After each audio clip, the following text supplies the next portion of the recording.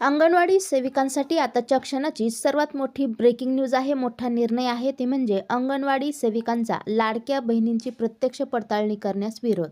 पाहूया याबाबत सविस्तर. तत्पूर्वी चॅनलला अजूनही सबस्क्राईब केले नसेल तर सबस्क्राईब करा, समोरील बेललाही क्लिक करा, म्हणजे असेच नवनवीन लेटेस्ट अपडेट तुम्हाला पाहता येतील. लाडकी बहीण योजनेतील लाभार्थी महिलांची ई-केवायसी प्रत्यक्ष पडताळणी अंगणवाडी सेविकांमार्फत करण्याच्या सरकारी निर्णयाला सेविकांनी तीव्र विरोध दर्शवला आहे. अतिरिक्त कामामुळे कुपोषण वाढण्याची भीती व्यक्त करत आंदोलनाचा इशाराही देण्यात आला आहे.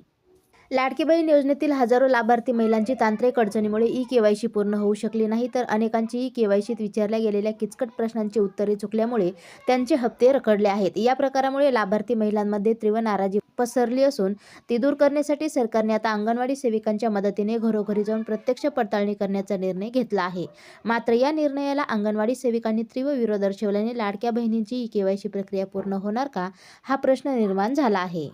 या महिलांची नाराजी दूर व्हावी, तसेच त्यांना वेळच्या वेळी लाडकी बहीण योजनेचा हप्ता मिळावा, यासाठी सरकारने अंगणवाडी सेविकांची मदत घेण्याचे ठरवले आहे.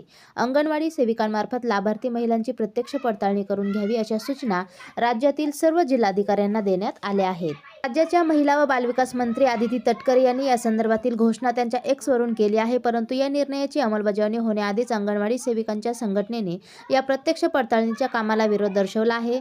लाडकी बहीण योजनेच्या प्रत्यक्ष पडताळणीच्या कामामुळे अंगणवाडी सेविकांच्या मूळ कामावर त्यांचा गंभीर परिणाम होत असल्याची भूमिका त्यांनी स्पष्ट केली आहे. जर हा निर्णय सरकारने मागे घेतला नाही तर राज्यातील सर्व जिल्हाधिकारी कार्यालयावर थाळीनाद आंदोलन करू, असा इशारा महाराष्ट्र राज्य अंगणवाडी कर्मचारी संघटनेने दिला आहे. असेच नवनवीन लेटेस्ट अपडेट जाणून घेण्यासाठी आजच आपल्या चॅनलला सबस्क्राईब करा आणि समोरील बेललाही क्लिक करा. धन्यवाद.